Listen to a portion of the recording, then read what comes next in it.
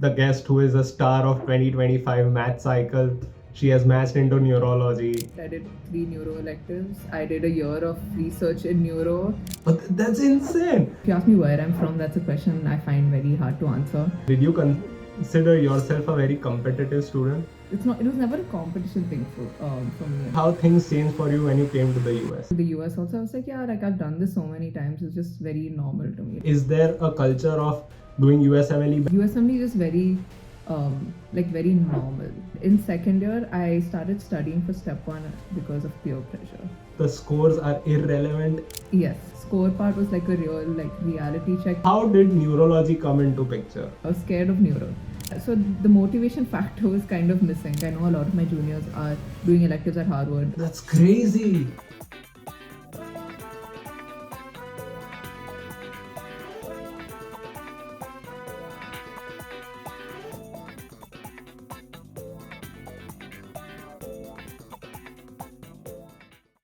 Today we have one of the guests who is a star of 2025 math cycle.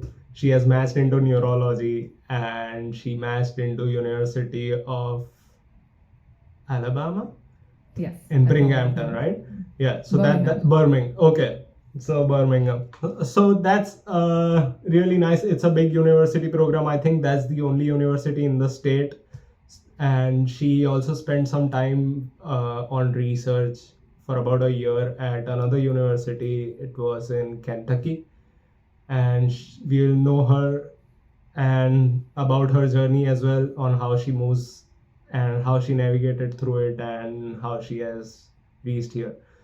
So Niharika, if you could introduce yourself briefly and then we could get into the details of it. Sure. So my name is Niharika and I am an MBBS graduate from Manipal. And besides that, I live in Bangalore with my family, and it's very hard to ask if you ask me where I'm from, that's a question I find very hard to answer because I have been moving around a lot. I think I've not lived in a place for more than in the last 15 years, last 20 years, I've been in 3 different places, 2 different countries. My whole life I've lived in, I want to say 4 countries. So it's a lot of moving around. So basically I can't answer where I'm from, but yeah. So now, as you said that you have moved around a lot. So what, where were you born? Where was your high school? Where did you do your medical school? If you could tell us something about that. So I was born in the US and I lived there till I was 1. I did not enter for another 23 years. So it's a bit weird in immigration. But after that, I was in Hong Kong for a year and a half, which again, I don't remember. And I was brought up in Singapore mostly. So I was there till I was 13. And and then I moved to India when I was in 8th grade. So for high school, I was in Bangalore for 5 years. And then I did my medical school in Manipal. So the Kasturba Medical College, Manipal. And I was there for 6 years. And now I'm back here in Bangalore. Okay, that's great. So most of the time you spent in India now. Yeah, the last 10 years I've been in India. Yeah. Yeah. Okay, so India has been the main chunk, but Singapore has been your primary school as well. So what difference did you see when you transitioned? I don't think US and the Hong Kong experience counts, but now in Singapore, you see how school was, and then you came to India. How did it change for you? So I was in an Indian school in Singapore. It's interesting. I was in DPS in Singapore. So that's insane. Yeah. I've heard this. There's DPS all around the world, I think. Yeah. And it's not even DPS. It's called DPS IS. So it's Delhi Public School International Singapore. So it's very Indian school. I honestly it felt like I was in India, or at least my idea of India. Only difference was it's ICSE and DPS in India is CBSE. But my accent was an Indian accent. I was never I didn't feel like an NRI kid or whatever when I moved to India or I visited India. So very Indian upbringing, even though I was not in India. So you just flew into it, so it was not very different. But did you notice any change in the people around there, like you were with people who were born and raised over there, probably they might be different. Or I mean, I understand it, they are all Indian at the end of the day, but I think different country brings a different flavor to them. Yeah, for sure.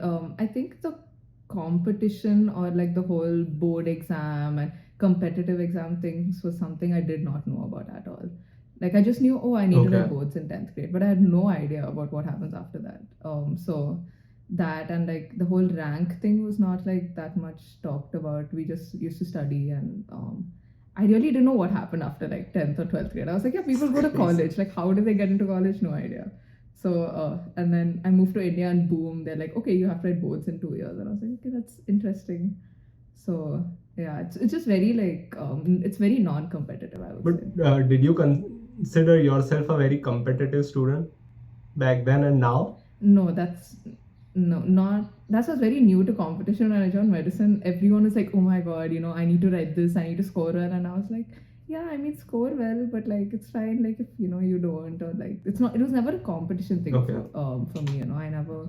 I'm not very familiar with, okay, that person got 95 and I got 94, so I need to get more than them. Like, that is something which it was not familiar to me. And even like my parents didn't really like, inculcate that in me. It was just like, yeah, like do well. Yeah, I mean, that is a fair enough thing and a fair way of looking at things. Now, I have this one more question. It is just intriguing for me for people who move, because I know a few people who have moved around a lot. And so there is two possibilities that can happen when you move around, when you don't have a fixed place. Like either you become too social and you easily make friends with people, or there is a thing where you don't have permanent friends at any stage, and then you kind of feel isolated at the end of the day. So where would you put yourself among those brackets?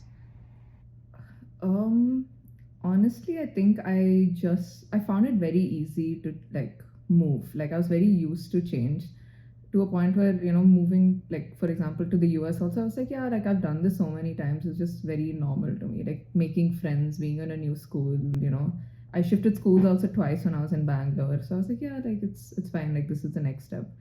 I like it was very easy for me. I wouldn't say like I'm extroverted to the point where I I have many friends and I still keep in touch with everyone, even though I want to do a better job at it. That's my New Year resolution. But I do find it very easy to make Okay. friends. I need to keep in touch with the old ones better. So I wanted to bring this up because this is a very important aspect when you are aspiring for USMLE. Because I see a lot of people, especially from our country, they are not used to being very social. Our culture is such that we not speaking up and things like these. I think they are the obstacles which we have to break once we come to this country, because here the things are appreciated by people when you speak up. They want you to have a discussion with them. They want you to, share your ideas and opinions about things. And this is a major difference that I saw when I came from India, that this encouragement was more. And some people, still, even after they match, but they still have this thing where something is holding them back.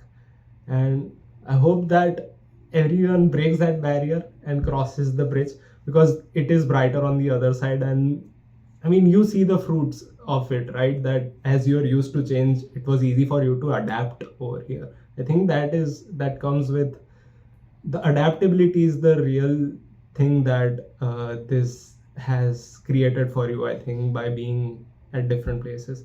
But that is good. So can you tell us about how things changed for you when you came to the US?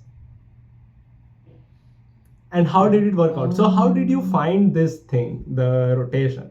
And when did you start thinking about USMLE? Like, is there a culture of doing USMLE back in your college? Okay. Yeah, oh yeah. So Manipal has a huge alumni network as well, and USMLE is very very normal. Like you'll be in second year and they'll be like, oh, are you studying for NEET, PLAB, or USMLE? Like this is a conversation first sem students have. All right. it's and I think it's just increasing. Like last time I went to Manipal, just I had a few days of internship, so I went to complete it, and I saw a first time student. I know the student was first time because I had like a friend sibling there, and he was studying for step one, first sem. Like imagine they just wrote NEET and got into MBBS and they're studying for step one. So yeah, I think it's very like normalized to a point when I always had US as an option because I was born there, but I never really like. I thought, okay, I'll figure it out. Like NEET PG was also very like. It was definitely like one of my top options as well. And in second year, I started studying for step one because of peer pressure. Like all of my friends were studying for step one, and I was like, okay, like even I'll study. That's So insane. Okay. yeah, so I remember third sem was when I bought first aid, and I was just highlighting, like without knowing much about like UWorld or anything. And I think things changed when sorry, not third sem, fourth sem, and things changed when I came to my fifth sem and COVID hit. So I had 8 months at home. Obviously, I didn't know it was 8 months. So I started studying, and then like COVID just kept going on, and I was like, okay, fine, I have time, so might as well write it. It doesn't look like college is reopening, so that's how I wrote step one. And this is not knowing anything about MLE residency. I was like, okay, like something called rotations is there after this, and there's something called step two. And yes, that's how I got into Okay. it. If you, All right. it's a out of Okay, peer that's an interesting way to look, because this journey demands a lot of perseverance, and it began as a peer pressure. I mean, you're lucky enough or fortunate Yeah. enough, but then you had to Oh, work yeah. to build towards it. That is for sure. So, Yeah. did you give your step one when scores were there, or? Okay. Yes, so that's how the peer pressure thing started. The news came out that they were going to remove scores and make it pass and fail. And everyone was like, oh, if you don't have a score, your application will be weaker. So you have to Okay. write it now. And I was like, okay, cool. I have to write it now. So yeah, I wrote it when scores were there. And I think that's probably like, even though I jumped into it not knowing the whole process, I think the score part was like a real like reality check, because I my score was not like your competitive score. Like I didn't score as much as I wanted Okay. to, or whatever that really means. And after that, I really like said I need to like make the other parts of my application stronger. So that's what led to like good rotations, and like really working hard on step two, and like pushing and try to get like a 30 points jump. And even research, and like neuro was also in a way born out of that. Okay. Let's get into it as well. So you had a 30-point jump from step one to step two. This is crazy. Yes. Okay. Yeah. So, Yeah. I mean, this is required. I know someone who had a 40 score jump in between their step one and two, and they also matched in their first cycle.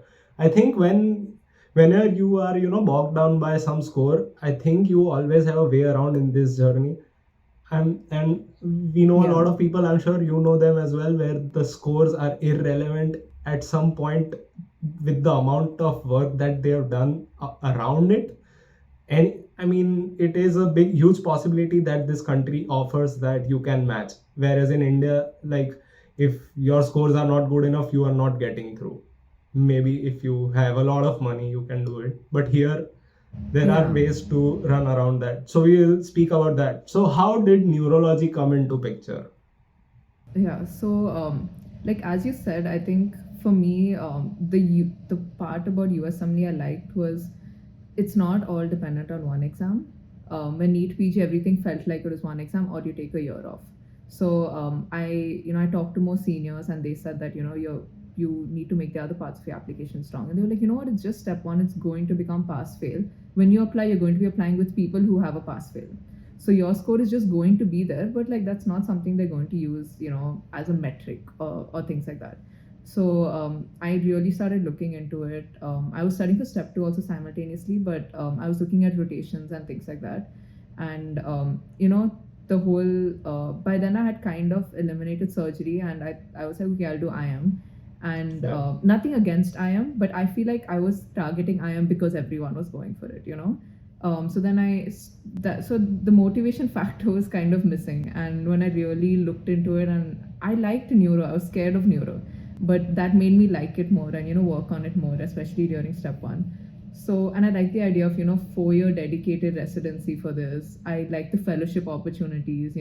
Back then I was thinking neuro intervention maybe. So all of these things I really like that, you could look at the surgical aspect of it as well. So that's when I really I was very motivated. I was like, okay, now I want neuro. So I need neuro rotations. So during internship, I really started looking into rotations. And as I said, the Manipal culture is very um, USMLE heavy and competitive also in some ways. So even finding electives was like a competition, dude. I'm not kidding. I used to wake up at 2 a.m. every day to email professors, email universities and see whether they got back, because you had to reply instantly to get a spot, and everyone was doing that. And oh, did this open, did that open, it was, yeah. So I feel like neuro kind of grew from the whole I need to fix my application, and then I figured out, okay, I actually like neuro. I'm just going with IM because everyone was going for IM. Mm-hmm. But did you have any kind of experience with neurology, or it was just an idea of neurology that pushed you towards it? It was just an idea. I liked neuroanatomy. I liked the dissection part, but again, I was really neuro was very intimidating for me, especially the tracks and everything. And neuroanatomy, I remember that IB Singh book, and I was like, oh my god, that's a whole book for neuro. That's too much for one organ. So yeah, it was very intimidating. But I think I didn't have a neuro rotation. I always liked stroke cases. I never thought too much about it because in India, neuro CNS is still a part of IM, neuro is a part of IM. So then I realized, wait, I don't so I always knew that I wanted to do a fellowship. So I looked at the fellowship options, and I don't like cardiology because I don't don't like is a very strong word. Okay, I eliminated cardiology because I'm not a fan of physiology. Those curves and all, I cannot. That's a bit much for me. And then for Pankrit felt like it's a little bit too much of ICU, and I didn't like the whole ventilator thing as much. Rheumat is too outpatient for me. I wanted a mixed practice. What am I missing? Endo again. Endo and rheumat, same thing. So I started eliminating things, and I figured neuro is the only thing I like in the IM part. So why am I even applying to IM? So I before applying for electives was when I made the switch and decided, okay, I'm just going to apply for only neuro electives. I'm going to apply for only neuro match. And yeah, I went for it, and the electives went great. I did 3 neuro electives. I did a year of research in neuro. My application was so neuro. When people are like, are you dual applying? I'm like, I don't have anything else.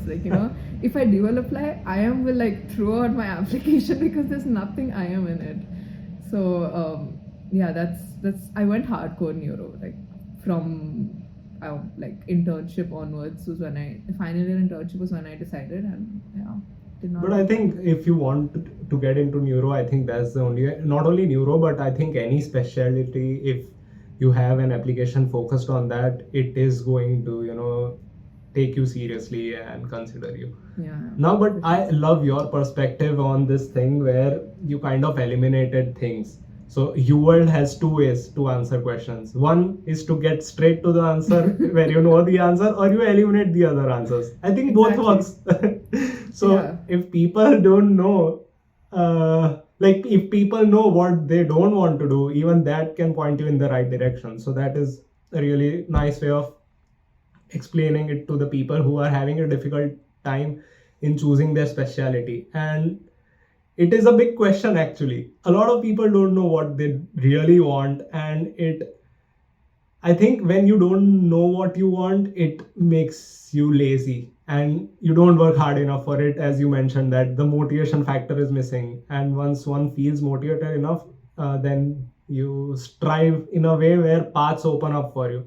So getting into it, how did you find the electives, and how did you find research? It is the crucial question. $1 million question. Yeah. Yeah. So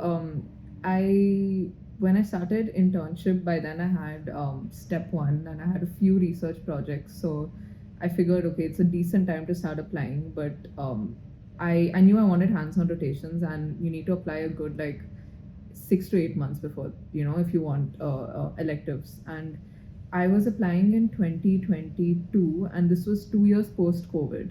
So a lot of universities had not opened up post-COVID for electives.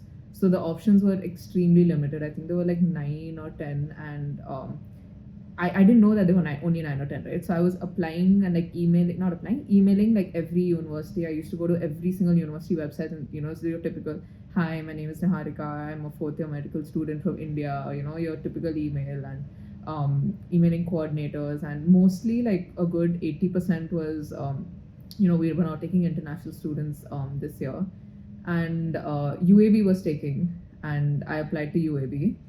UAB, interestingly had an interview process even for the elective. So they would like shortlist and say, okay, you're invited for an interview, and then you have to go through an interview to get the elective.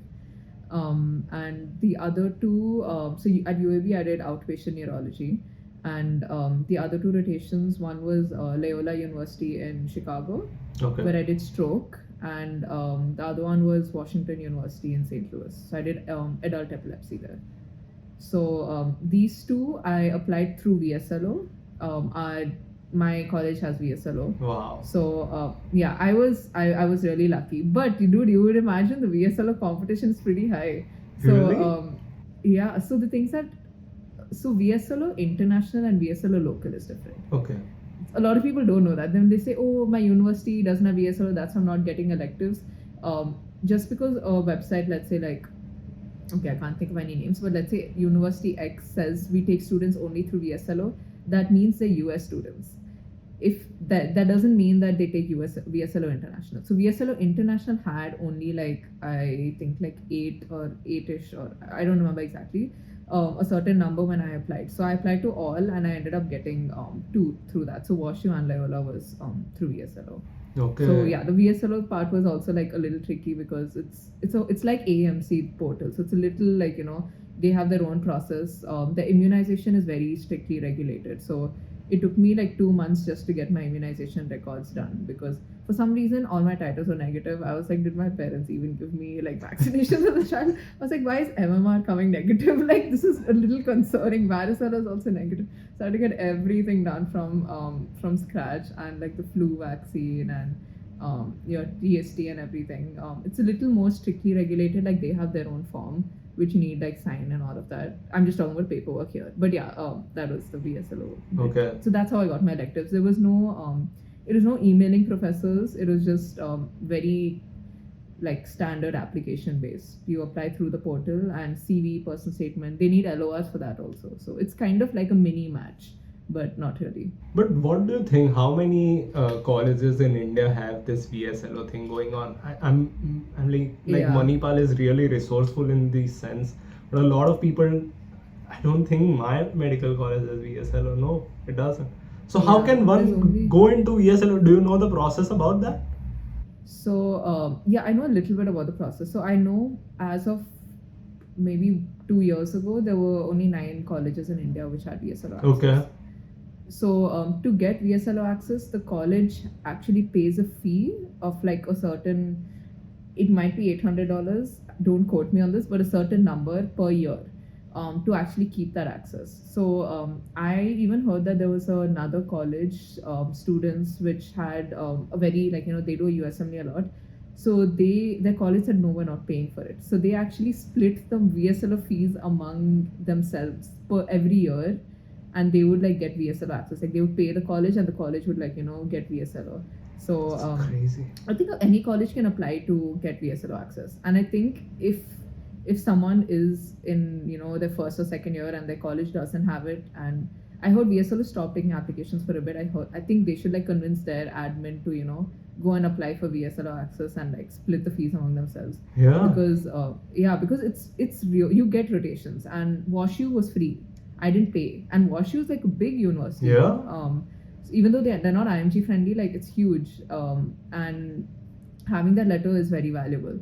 So when I was applying again, it was post-COVID. There are not many universities on it, but now I know that definitely there are many on VSLO. Like Harvard came on VSLO. Like I know a lot of my juniors are doing electives at Harvard because they have VSLO access. That's crazy. So yeah, imagine like. It's Indian IMGs are doing like they are going to Harvard. Medical students are doing Yale. They're getting letters from awesome. Yale was also there.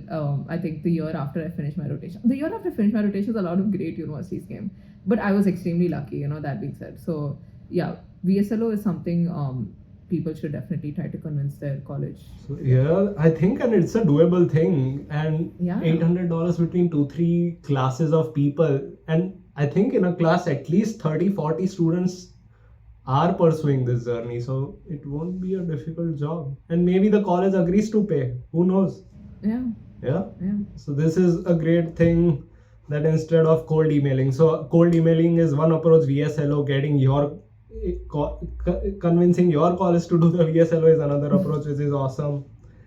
I would do that if I was in their position at this point. Yeah. And then research. So how did you find the research? And I also know that your research was paid.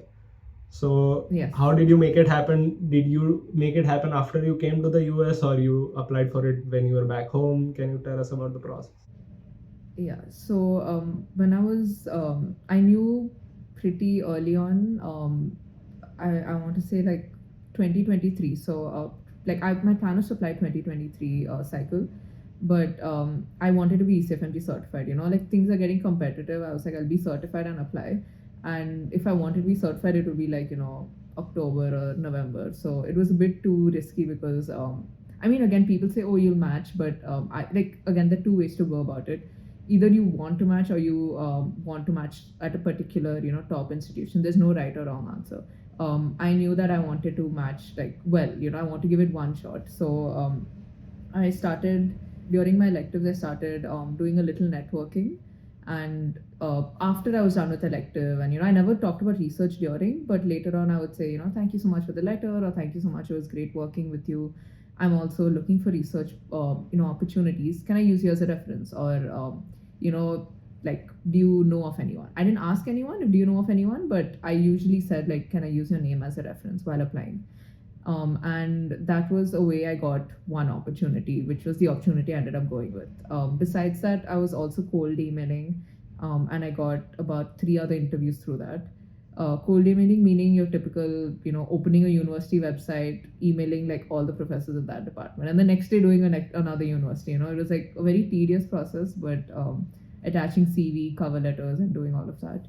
And in during my interviews for the research role, one was a very very big institution, but they said that they don't have funds right now, and I was like pretty clear early on that I didn't mention my email, but I told them that it's living in the US is expensive, so I don't want to get that money from my parents, so I'm looking for a paid role.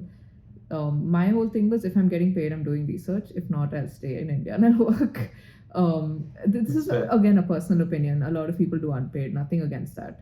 So and they told me very clearly that they don't have funds, and I said, okay, I'm looking for a paid role.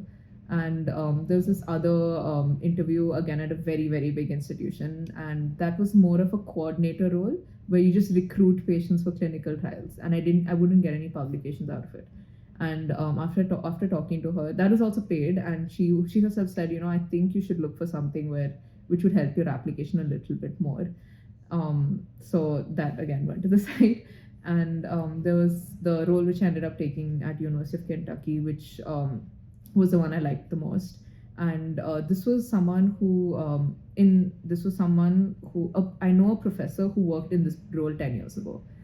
She's like an APD right now, and she said that and this is crazy, this is what I mean about networking. I worked with this particular professor for I think 3 half days in a clinic, that's it.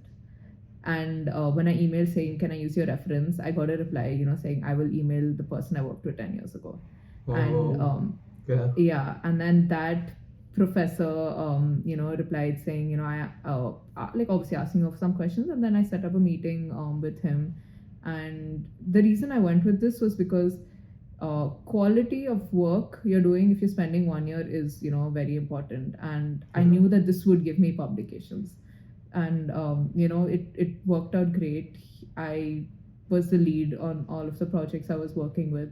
I would report him, meet him once or twice a week, but any ideas I had on how to like, we got data from FDA, and I would be like, oh, I found this, do you think we could use this as the direction of the paper, or like small things here and there. And I had resources for, if I needed biostats help, I had someone for that. If I needed, a little bit of, I had a pre-med student helping me write a bit of one. I had a med student helping me with another one. So I would do this all over again. It was great. It was a great opportunity, and I'm extremely lucky. I know that not everyone gets this. I know that people have 100 publications, and I know that it's defining it hard. So it's right place, right time, and I guess like people like you a little bit, they're willing to vouch for Yeah. you. But this is good that I like your approach where you are very resourceful. Like wherever you are, you make sure that you make the use of all the things that are around you. Like you are in a university, you have med students there, you have pre-med students there. You can, involve them in your work. You can involve the faculty or the attendings who are over there in order to help you grow. And this is, I think, important when you have to speak up in front of people. You have to ask for things. Like you had to ask for the attending for a recommendation. You have to constantly ask. I'm sure a lot of them would have said no, and as you said that you wanted a paid position but they didn't give it to you, and you were willing to give it up because you knew that by asking enough I'm going to get it from someone else. And I think that is where we lack, and that is why I want to inculcate this, that the beggars can't be choosers. That mentality comes from a place of lack, that I might not get anything better than this. And then if you get a call from a very good university who wants you to work for free, and then you would say no, I think this is the end, and now how will I move on from this opportunity? No one is going to give me, and you take it. Even though you don't want to, you know that you want a paid position, people usually take it, and they are not in a happy place at the end of the day. But if you are willing to give it up, maybe better opportunities open up for you. And this is the same which happens with pre-match sometimes. Like some people have 15-20 interviews, they take the pre-match positions, and they had maybe better opportunities waiting for them. And so you are a very good example for people back home who are, looking forward to their journey, that you can wait. Everything is going to come to you, and it does happen. Now can you speak into detail about what your approach was like when you went into an elective or the research position, and how did you work to open the doors for you, and how do you make your environment work for you? Yeah. So when it came to electives, I had a very standard procedure. So I'm someone who's slightly introverted. I tried to use that for my benefit. So the first day I was usually observing. I would not really volunteer for things. I would just show up, follow the resident around, try to understand how things work. And the second day I would pick up a patient and present, and then the third day I would get another patient. So 2 to 3 patients was what I kept at max. And towards the end of the week, like Wednesday after rounds, or maybe on a Thursday, I would ask for feedback. And this is usually from the attending. And what I would do is I would work on that feedback over the next few days, and then ask for a letter. So that way, they see that I'm working on whatever recommendations they gave me. And it was usually things like, oh, you need to open up a little bit more, you need to ask more questions and things like that. But I think that makes sense, coming from India, where we're not usually like, speaking out loud that much, and things like that. And even when it came to securing a letter, I was I personally, I always did it in person. I know a lot of people do it over emails after their rotation, but I feel that a letter is, a very personal thing, a very important thing in your application. So to a point where I even hunted a professor down weeks later, asking her to meet, and then she was like, "Let's meet in Starbucks." And then I told her, I like to ask in person. And she's like, "Oh, that's really smart." This is not like a way of forcing them that they can't say no, but it's just like a polite thing is the way I looked at it. um, and after the letter, I would tell them that I have a token, so I bought a token even though I was not applying that cycle. and I would request through the token, and if they don't upload in 2 weeks, I remind them again. Try to keep it in touch, that keep in touch as much as possible. I did tell them that I was not applying that year. So, but I told them that I was getting my letters and I could import it, because I found out from a senior that you could do that. And the next year, I even contacted them again and said, "Hey, can you give me a fresh letter?" And it was like a new date. And some of them I worked with them on like other things like case reports and like research and things like that. So I asked them if they could add that in. So having like a fresh letter is always helpful. And that's the thing I forgot to mention about rotations, where I always tried to like work a little bit more with the professor. It was not just like your typical rotation. I would if there was an interesting case, I would volunteer to write it up. If there was I knew, everyone says try to collaborate on research when you're doing your rotations, but ideally, like, you can't work on a huge project. It's like 1 week, attending exchange. So if there was an interesting case, I would ask them if I could write it up.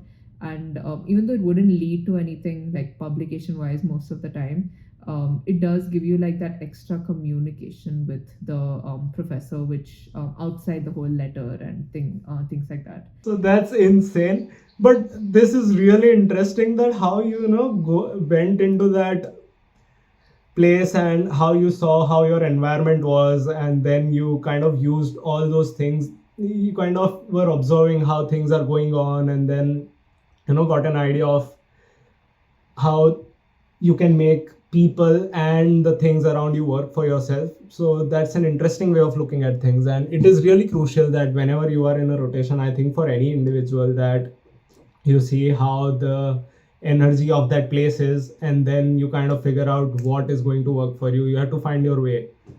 So that's an interesting way. So as we move on, at these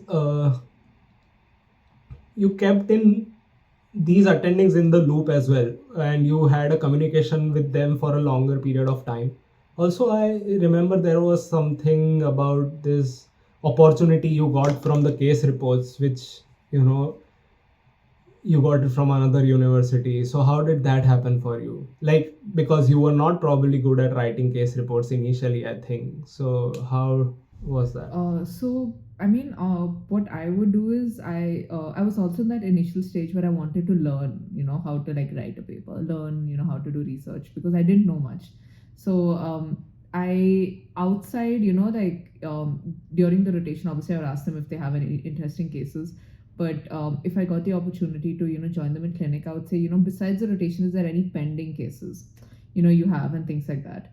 And I think so. With one professor, I worked on 2 case reports which failed, meaning I basically didn't end up getting published. And I think he liked me because I had like whatever it is, there was some back and forth with the case report and the manuscript. And he asked me like later on if he was like, "Oh, I have this DEI project? Do you want to work on it?" And that was a DEI project in anti-seizure medications for clinical trials. To see how clinical trials are doing on representation and things like that. And that ended up being a pretty it's a project we're still working on, but he presented that project in the grand rounds. And it was pretty big deal because he put up my picture with his team. And that is the first time like another organization had actually put my picture, and they posted on Twitter and on X, sorry. So that was like really nice. So my point being, it opened doors for other things, even though a case report might not lead to a publication, that does you do build that like relationship with the person you're working with on other things. So that like I met him at AN, and it was great. Basically, like you need to keep networking. Yeah, of course. And not only networking, like it's not just a one communication that you have with them and you introduce yourself. I think that's just the beginning. I think the way you handle it, where you constantly are in a loop with them with some kind of research project or a rotation opportunity or a research opportunity, so you are in a communication with them for a longer period of time apart from the week that you spent.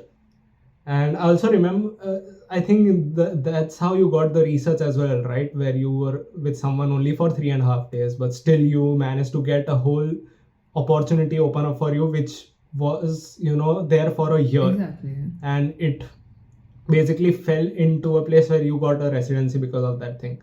So those are the things that we have to, any student has to keep in mind, I think, where you are doing this constant communication with someone. And I think these case reports, research and everything is just an opportunity for you guys to be in touch with them over a longer period of time, so that they also know that you are actually willing to make it happen. So that is great. For sure. More than the publication, it's just the relationship you build. Yeah, for sure. I completely. Yeah. And then I wanted to ask you about your personal statement. Now, the personal statement is really important because I feel that people from back home, we have this idea that personal statement should be about how amazing physician you are or what an amazing researcher you are. Do you think it is just about that? Oh no, that's like personal statement is just your personal story. So about my personal statement, I like we were talking about branding, right? Like you need to like build a brand. And so my whole thing was about global upbringing and art and traveling. So my personal statement started off talking about I was born in the US but brought up in Singapore and India. And then I talked about the first surgery which I saw. I saw this surgeon. My grandfather's a surgeon in our hometown, so I saw this ovarian tumor. But do you come from a family of physicians, or sorry for cutting you out? No, that's a great question. Kind of. So my grandfather's a general surgeon. My uncle's a neurosurgeon. My other uncle's an orthopedic surgeon. My aunt's an anesthesia. So there are a lot of doctors, but my dad isn't a doctor. He was like, no, I don't want to do this. Okay. So there was a slight, and we also didn't live in India for long. So I feel like it wasn't like, oh, I've grown up seeing them. It was more like I visited India every year and I would see that. So yes, I do come from a family of doctors, but like not like many. That's insane. Yeah. But so your father was the only one who was the smartest one. Yeah, no, he knew. And he was like, no, my granddad did want him to be a doctor, and then he joined on day one of like, it's called like you pick bio, right? And I was the 12th grade, and he joined, and then he was like, I'm not doing this. He switched back to math, and he was like, I'll be an engineer. And yeah, I think and maybe he got to live in different countries because of it. Exactly. So I think that gave me the opportunity to try other things. Now I'm slightly limited. But my sister saw me and she said that she's never going to do medicine. So she ended up doing engineering. So I think when you see a lot of doctors around you, it can go either way. But how did it affect you, your upbringing? Like you were surrounded with a family of doctors. So how does it change your perspective? Because I've seen that a lot of families where the children, they see their parents and their grandparents being doctors, it kind of changes their perception. Do you think it is true? Or yeah, I mean, I know a lot of people who've grown with that, and they said that they're never going to do it, and they ended up doing it at the end. So for me at least personally, it was I just saw like the bright side. Once a year I would see them for a week or 2 weeks, so I just saw, oh my god, they're doctors. Okay. That's so cool. So it was very like, it was born out of fascination, and also the decision I'm regretting right now. I did not want a 9-to-5 job. I was like, I don't want a 9-to-5 job. I want a crazy job. I want to be, working nights, working days. I don't want to know how my next day is going to feel like. Now I do like the more steady part of medicine. I still do like medicine, but the more like, like slightly restricted side of it. But yeah, I didn't want a 9-to-5 job. So that's how I ended up going into medicine. Yeah. In a way, it is a very rigid fixed job. I think the other professions give you the freedom to work from home. I think medicine also catching up to that, especially with telestroke. But there are options, of course. Yeah, I don't know how I feel about work from home in medicine. I don't know. It's a little. Telestroke is like, I still find telestroke like how, I mean, it's very, very cool, but like how is like someone there and you're saying, okay, now like you have this stroke, and like you're just like, okay, cool. It's, yeah. I think you just trust someone else's decision and you make a decision based on that. That is how it is. That is how it looks like. But I mean that's another way and another discussion. But now coming back to your personal statement, so what do you think you could have mentioned better about it? Yeah. So in my second paragraph, I talked about art, as I said. So I talked about how the brain perceives art, and I remember we talked about this before, but we talked about how like if there was something I could have worked on, it would have been my personal statement. So I kind of if I wished I talked a little bit more about that. I want like maybe a little bit more about my art. I had my artwork behind and all my interviews, and all of my interviews ended up being talking. I was just talking about that. It was not. It was very little about like medicine, neurology. It was more about my art and like how where I learned. So I was formally trained since I was 6. So it is a little bit about that, and I kind of wish my personal statement had more of that. Only because I think that's what they want to know, right? Like they want to know your story. They want to know like why, who are you? Your scores are great, your application's great. If they're looking at it and you're at that stage, you have all those things. But yeah, so I think personal statement needs to be really about like, and the reason why I feel like I could have done better is because I see these personal statements and they are incredible. The ones like I've seen like I'm reviewing a few. I've seen my friends' personal statements now. After the match, and it's incredible. Like I'm sure you would have seen some. But what do these people write about that you have seen? I feel like it's a lot of they'll just put a story out there. Like it'll be like beginning to end just a story, nothing about academics. It'll be like, oh, I wanted to do this, but then medicine somehow fell into place, and then this, or just something more interesting. Okay, for example, seeing a grandfather or father in medicine growing up, and that's how I wanted to do it. No offense, but that's little That's a typical overused. And we're Indians, like there is some doctor somewhere, like unfortunately I couldn't lie. Like that is my story. So I couldn't lie, but I should have given a little bit more of the art spin. But yeah, I feel like every Indian has a very similar story with respect to medicine. So yeah. That is true. So I can give you 2-3 examples of personal statement that I have seen. So one of them was one of my cousins who was into adventure sports, and she mentioned everything about climbing Kilimanjaro or doing scuba diving, and she kind of turned it into a way where these things are going to help her in medicine. And she used to have she got around 20-30 interviews from it. And not only that, but personal statement is really important because that builds the narrative into your interview as well. It is not just a piece of paper, so people are going to ask you questions around it. So if you just have academic and scholarly activities on it, your interviews are going to be very rigid and unidirectional, I feel. So if you want to speak about really interesting stuff during your interviews, which I think, like, if you are interviewing 100 people, then how do you remember them? Like, do you remember them from the kind of a physician or a researcher they are? I mean, you would have to be really in the top 0.1% to in order to be that. And I don't think at 20, 25, 30 you would have achieved all those things. So I think you should bring out the things that are unique to you, which might help them stick to your story, and you could leave an impression on them. And I think that is how I see the personal statement. The another example was this generic personal statement, and the person was into chess, and I told him, why not make your theme around chess? And it worked out for him. He got 10-15 interviews, and he matched this year. Another person, he was into anime.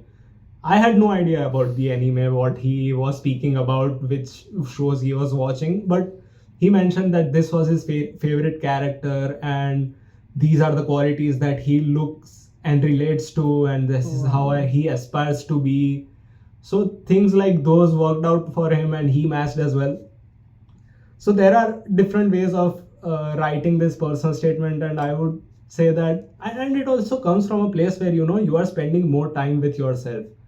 Like, if you don't know yourself enough, then I don't think you would be able to write the best personal statement, and you would be listening to information from people, getting opinions from them. But I also believe that personal statement should be very personal to you. And you should not give the responsibility of that to someone else.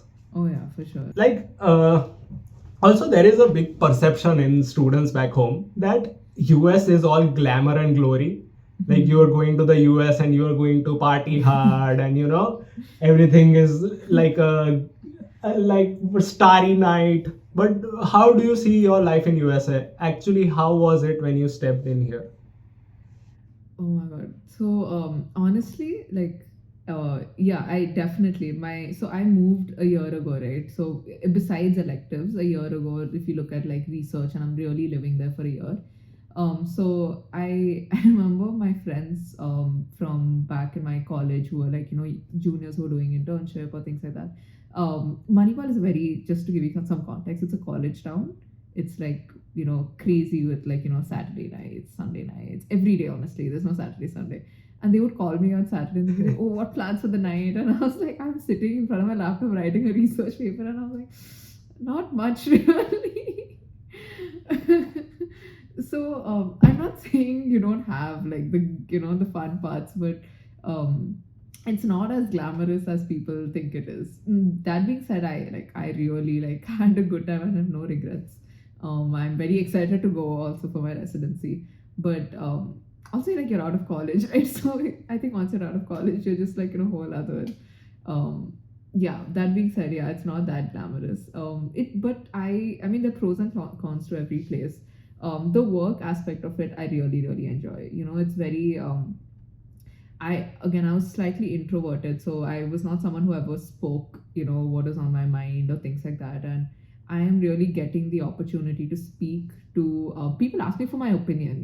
I remember my boss, my professor. He opened a clinical trial results sheet, and he asked me. He was like, "What do you think?" I did not do it. It's a chemotherapy drug which I've never heard of in my life. This is not something which is there in that nice, cute diagram at first aid with, Vin Kristen and, the lungs and the arms. It's not that. And I was like, and the stats were all beyond like, odds, OR and RR. It was not even the bias stats which we know. No one has ever asked me for my opinion, and I just mumbled and I said something. But this is what I mean, like growth is like really growth, like it's happening. So I think I really like the academic part of it, working in a university, people asking for your opinions, you're really like leading projects. I wouldn't say making a difference in lives because it's research, but yeah. So I think that is why I chose this. So the glamorous side is like you make plans that'll happen, that's there. It's not like your typical Saturday night, it could be a Wednesday night. But yeah, it's going good. It's going well. Yeah. Okay. So that's great. But that is one misconception that even I had when I was back home, that it's going to be a lot different. So what difference that I noticed was that I didn't know the sheer work that I would have to do in order to just keep myself alive. So But you're like, in New York, dude. Like, come on. I was still, I mean, there is a shortage of money, so it's a really expensive place. Okay. Yeah. And I'm sure there are a lot of food options out here and things like that, but so back home we have a car and you are zooming past. Here you only rely on public transport. Right. So that changed.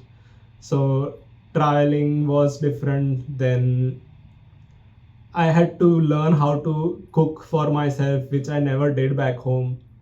Then I had to the grocery aspect of it, that what things do you need in order to cook, which is also a task.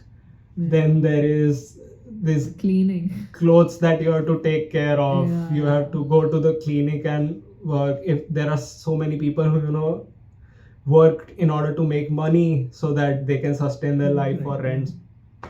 So there is a lot of things, and sometimes people overwhelm themselves in order to come to the US very early. They take this decision to come here, spend 6 months, and they overwhelm themselves with steps pending. They have not done the work and they still come here. So that is why I want to bring this point on the table, that you have to make sure that you are done with step 1 and 2, because as you mentioned that during the electives also you have to work a lot, where you have to come in earliest, you have to leave the latest. Along with that, you have to make sure that you are sustaining your life on the side, and if you have steps along with that, or different responsibilities which can alter your career, so it is really important to get those things sorted out. For some people it is easy, but it wasn't for me initially, and it took me a year to settle into the life in US, especially being in New York. And also the weather aspect is there, where it's different. I didn't know how weather can impact your moods, and it can alter your seasonal activities. depression is very real. Yeah, it is real. And I don't know how it was in for places in Kentucky. Is it a cold place as well? Yeah. It's close to, it's right below Illinois, so it's cold. Mm-hmm. Yeah. Super cold. Yeah. Why is the sun rises at 7, 8, and then it sets at around 4:30. It's pitch dark at 4:30. Yeah. There's no one on the street, even in New York. Even if people say New York is a city that never sleeps, it sleeps. Just the lights are open. I can say that for sure. So, and there is this isolation as well, that back home you call one person and 4 people will turn up, and Exactly. the Yeah. social thing is also there. I don't know if it affects you or not, but these challenges are there in the US. I don't know if you face these challenges or not. No, but for sure. Yeah. Figuring out how to maintain yourself and Yeah. figure out laundry, cleaning, cooking, and things like that, which you never had to, is not easy. That makes it less glamorous. So that is why here there is importance of Saturday, Sunday, and you say that back home there is no Saturday, Sunday, because every day is the same. exactly. Yeah. It's an amazing feeling, but you have to move on from it, and US is a different place.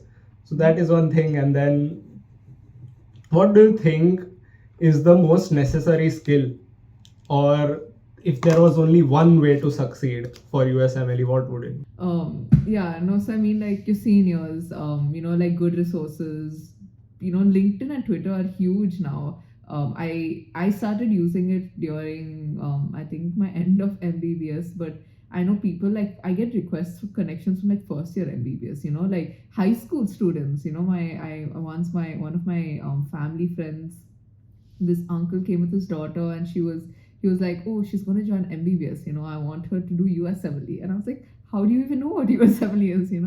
It's there's there's more awareness now. There are YouTube videos, there's your channel, a lot of resources.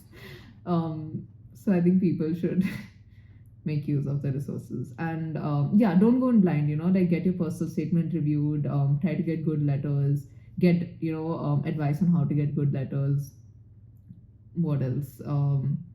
Interview prep is extremely important. As you know, it's once you get the interview invitation, the ball's in your court. It's no one cares if it's a 220 or a 260. It doesn't matter. You connect with them, you talk with them, you will be ranked higher. So practicing one-on-one is very important.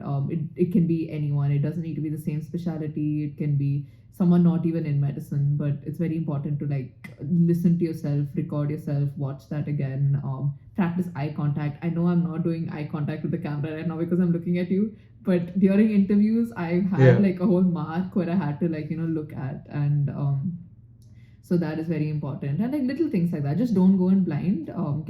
Get help from people, and there are a lot of people willing to help and a lot of resources. That is for sure. But can you tell us about your personal interview preparations? How did you go on about it? Yeah, so I had this annoying habit which ended up being good, where I joined excessive WhatsApp groups. So there's all those USMLE step 1 group, step 2 group, step 3 group, match, neuro match 2024, neuro match 2025, every group possible.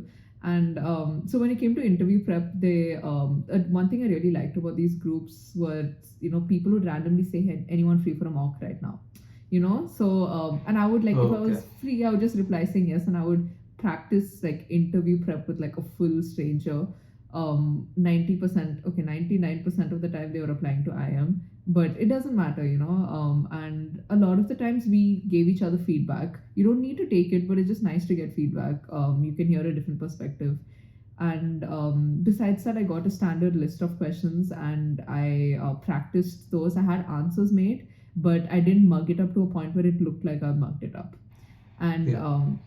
I also like got a mentor to tell me, and I think a mentor can be a game changer in an interview, because she gave me some great points about, how she was like, if someone asks you a question and you have an answer for it, she gave me tips on how to make it look like it's not, mugged up. She was like, you can pause and say, oh, let me think about it, and then say the answer. Like these points which I would have never thought about, and then she would be like, pause intentionally sometimes, and like little things like that. So that's what I mean by don't go in blind. Like, get some help from people, and just practice a lot. And what else? Yeah, that's Interview pretty much what I preparations. do. Yeah, I think it is a game changer, as you said, that it can make or break your day. But it also depends on interviews are sometimes you know the people who are interviewing, and sometimes you don't know the people you are interviewing. So I think that was really important where you practiced with strangers. It kind of eases that anxiety and the first icebreaker thing which usually people have when we are doing the interviews or with anyone we meet. I think it's the breaking that social barrier we have within ourselves. It's not somewhere Exactly. outside. Yeah. So And that like, really helps. yeah, Yeah. one important thing I forgot is, the question, tell me about yourself. Like, that's something which I would like say is probably the most important question. I'm sure you agree. And that kind of like frames your whole interview. So I had like an answer for that, which included, the brand thing I was talking about, which included all the aspects of the brand. So it had like a little bit about my upbringing, a little bit about art, travel I included on later. But so that way, the interviewer takes the interview in the direction they want to, and they still remember you as a person who had that. So when it comes to Yeah. rank order list, they remember that. So yeah, just like something I forgot to mention. No, But that yeah, is completely true. I agree that whatever words you say in front of them is a way of them to ask you further questions, because they exactly. don't come there with a list of questions in their hand that this is what I'm gonna ask. Like, they see the person and then they start asking questions. So I think, and it also depends on the mood, but that is true. So this is the way that interview preparation is really important. If you don't prepare for the interview, it will look, and they will be able to tell that you haven't prepared, because a lot of people are preparing, like Niharika said, very thoroughly for it. And I had one more question, that so what is your key takeaway and learning from this entire journey? If you learned something from it, and how did it change you as a person, then what would it be? I got to meet a lot of people. I mean, it's not a key takeaway, but I feel like um ever since I started like putting myself out there more, and like on LinkedIn and Twitter, and getting people from these match groups and things like that, I feel like it's very important to like really like live in the moment. Now that I'm starting residency, I really like do miss my electives and small things like that. So stay in the moment, live in the moment, and appreciate the people who are helping you. Really try to give back, and like little ways. When I was before I like when I was doing my research here, this is before I've applied match or anything, I still try to like do a little bit of personal statement reviewing for electives. I try to help people get rotations. I try to do webinars. So my key takeaway is like, whoever helps you, like be thankful and try to help another person, and stay in touch with the people who you're in this journey together. A lot of neuro people, we catch up at A and catch up with Sarah Bellum. Get the squishy brains. Sarah Vellum, yeah, Yeah. So that is true. yeah, I guess that's And as you have attended a lot of conferences as well, how do you think someone can utilize it as a resource? yeah. So I I went to the conferences with a strategy, and then the strategy collapses. So yeah, I had a list of people I wanted to meet. So for neuro, the neuro AN is really big. They have a residency fair. This is something which I did not know existed till like the day before, but it's like it's crazy. So they have a room filled with posters, and let's say 120 or 100 and whatever posters, and each poster, each like poster stand has a poster of the program. So the program makes a poster, like your scientific poster. They make a poster of their residency program with what their residency program stands for and all of that. And at each poster is the PD and APD of the program, and you have 2 hours in this room. So I had a list of people who I really wanted to meet. So I met them, and I tried to, like, again, you get like 10 seconds because everyone's like, there are a lot of medical students, and you have like a few seconds to introduce yourself. So I just said, I'm my name is Niharika, I do research here. I said Neha because they can't pronounce my name. I go by Neha in the US. So in case someone says, hey, do you know Neha, that's me. Please don't be confused. I spend 2 minutes with them. Aditya, I make them practice it until they get it right. How are they able to pronounce your surname though? Is that something they find harder than your first name? No, I just focus on first name. I think first name is harder than the surname to pronounce for them. Okay. Because they don't know Tia. So it's like Adi, Tia, they can separate it like that, but then they get into it. Yeah. Okay, you go ahead. Dude, see, on the same lines, my dad's name is Venu, Venu, Venu, and when he was in the US, they used to call him Venue, like location. Yeah. And I was like, that's like an English word, like you're making it venue. But yeah, so so I tried to like network at conferences, and I emailed them after that saying, hey, it was really nice to meet you, and all of that. I also emailed them once my application was in. A lot of them very busy. They might not reply, but some of them were polite enough to reply. And not getting a reply does not mean anything negative. It's best to not think too much into it. And another thing I did was ANA happens in September, so I attended ANA as well. And ANA was the place I was actually presenting something. AN was like, a fun conference to, I don't know, meet Sarah Bellum or whatever. And ANA, I met them again. ANA, not everyone comes usually, it's slightly smaller. So I met them again and I said, hey, it's really nice to meet you again. And I'm applying next week. And I did that. So I think just trying to keep it alive. It's not like if you don't do this, you won't match. It's nothing like that. This is not like a deal breaker. I'm not in my application personally. I don't think this made that much of a difference, considering how I ended up ranking my places and things like that. But it's a good opportunity if you're in the country doing electives that time. Then it's like a good opportunity to actually just fly down for a weekend. Yeah, I think it is an amazing opportunity because this gives a face to your CV. That is how I see it. Because everyone looks at paper, but now that paper has a value and it has a face value. So I think if you are in the country and if you would be able to attend the conference and at least introduce yourself to them, it also makes a huge difference in a way because people remember faces. And if you go back into the interview with the same people, then you have something to speak about with them. It is an icebreaker moment with them. So I really think because it worked out really well for me, the conferences, I got 3 interviews from conferences by being in touch with them. I attended this fair that you mentioned. So I was really nervous about even introducing myself to people. And what I did was I practiced. I took a pen and a paper. I wrote, these are the 3 lines that I'm going to speak in front of them. Then first I went to these universities which are non-IMG friendly and they don't even care about us. But I said that now let's practice in front of them. Then I would go there, practice in front of the program directors, and then once I got into the hang of it, then I went to the universities that mattered. And then I became good at speaking in front of them, and it helped me out. So that was my approach. I was really nervous and shy initially. I could not speak up at all in front of anyone. So I remember my first conference like that, and I got 3 interviews from that just by practicing on different people. So if someone is feeling like how I am feeling, then please go to the conferences. It opens up a lot of new doors for you.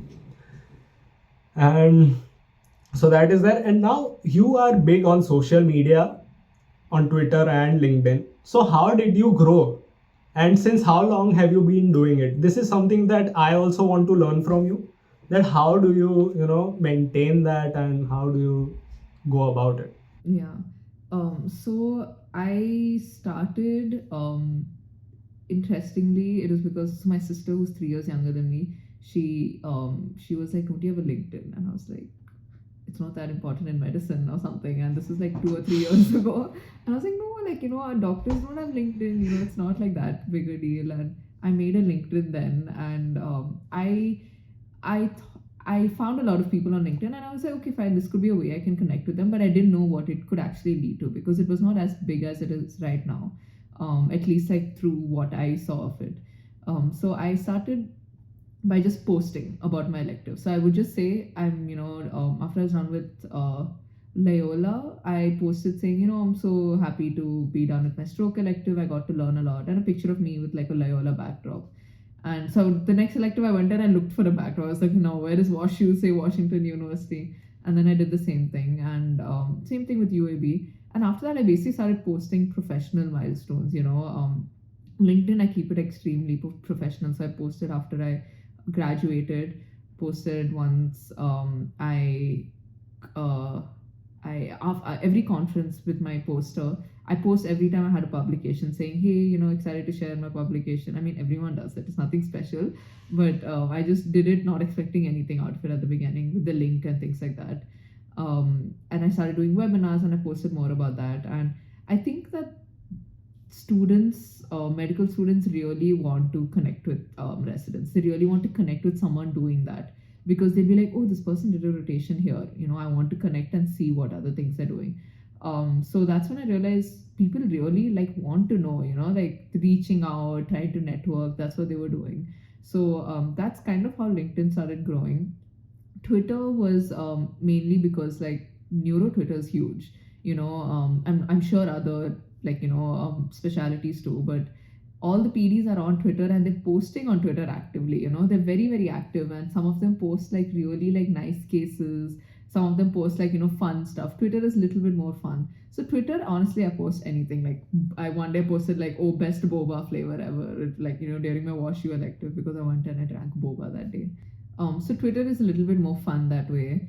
And I also like repost some things here and there. I post more like day-to-day things. I don't post every day, but like more like casual things like it snowed today, or I'm working on a research paper and things like that. And I think that somehow through medical students looking for people in the same path, or medical students just inquisitive about the USMLE journey, it started growing. I'm not saying I have like a lot of followers or anything, but it opened doors to opportunities. And I know that if you are more active on these platforms, like you might get a research collaboration opportunity, because I do know like 2 professors who reached out saying, hey, I'm working on this paper, do you want to work on it? I didn't get the opportunity to complete that, or like to get through with it because of match, but I'm saying that if it was something which I got 6 months ago, I might have 6 months before that, I might have worked on it. So you had a lot of opportunities because of it from Twitter, and 2 people reached out to you. Yeah, and also so I started posting a little bit more, being active more on, like started being more active on these profiles. And I attended this conference in France, in Paris, and the conference was in Lyon. But it's the European Atherosclerosis Society, so it's actually primarily a more cardiology based conference. But I submitted a stroke paper just randomly, and I attended the conference. I was during my research year. I was getting paid, so I had the funds also to travel. And I don't know what happened after the conference. They reached out to me and they were like, "Hey, do you want to be a social media ambassador?" And that's insane. Yeah, and then so I'm going to Scotland next week, and that's actually a part of this conference. So they covered like travel and accommodation for 2 years. So next year it's Greece. So I think like social media does open up travel opportunities as well, apparently. But my point being, it's not just they like in this case they wanted a more wide variety in their social media ambassadors, and they were like, oh, we want to get like a younger person, because I'm the like everyone on the board, all of them are professors or post PhD scientists. So like putting yourself out there is a good thing. It can help open up collaborations, a lot of research opportunities. I met a lot of them at the conference, and they were very nice. For me, back then it was just a very like random thing. It was like, oh, I'm just going to France to visit, and I can go for a conference also. So yeah, I think it's very important to just make yourself a little bit visible professionally. Yeah. So it's so consistently helped you kind of Yeah, I started get off everything. yeah, exactly. So small things rolled into bigger things. But that is insane. Now, but one thing is that you have to help me get on board somewhere over here so that I can get free travel. And the other thing is that what the difference do you see between the conferences in America and in Europe? That's a good question.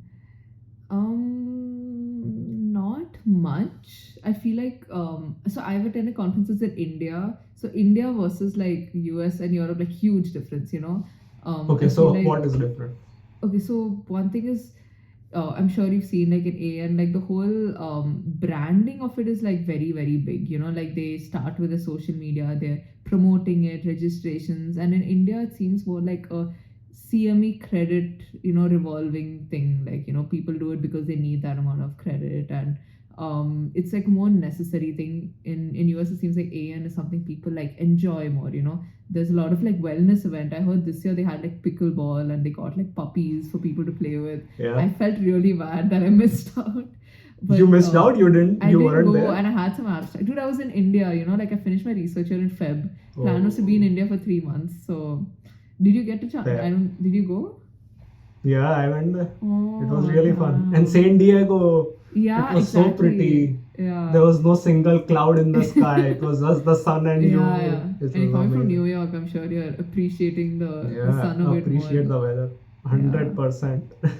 Yeah. No, so that and like the little like dude, I am fully like biased because of the freebies, the tiny squishy brains. I have it in every single you're color. obsessed with it. I have it in every single color. I had them up during my interviews as well. Like I've been collecting them for a while. I need to, they need to expand their color range so that I have more colors in it. But yeah, so I think like it's a little bit more bigger scale. But that being said, maybe I've not attended the bigger scale ones in India. And I think the social media aspect of it, Sarah Bellum, dude, like what even like it's cute. It's a like mascot. that's that's adorable. Indian she's an neurology actual needs to have a mascot. It needs to have a different version. I'm trying to think of a better Indian name, Savita, but I don't know. So Come on. I'm trying. Can you pick a better Don't one? get me into Savita. But What yeah, about Europe?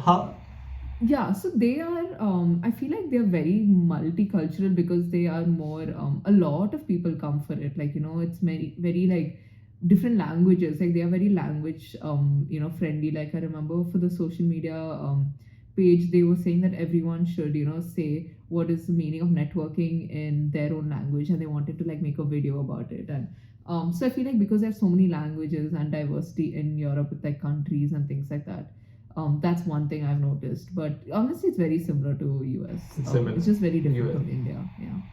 Okay, that's interesting. So you have wide scale experience, and you have also managed to capitalize on your social media during these conferences, which has helped you a lot to attend more, get more exposure. And I think it's really important to get exposure everywhere in the world, and that is how you grow, because you see so many different perspectives and get to learn from so many people just by speaking to them. I think it's an amazing thing that you're doing, so keep doing it. And I hope you can get the time to do it during your residency as well. I highly doubt. I have big dreams, but So they are going to happen. So maybe if you get a little bit of a pushback during residency. Once you're done with residency, if you keep growing on social media, you're going to blow up eventually, and that is what we hope and aspire for.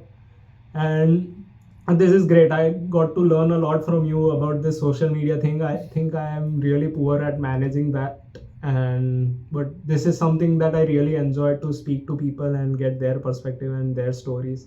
I think I learn a lot.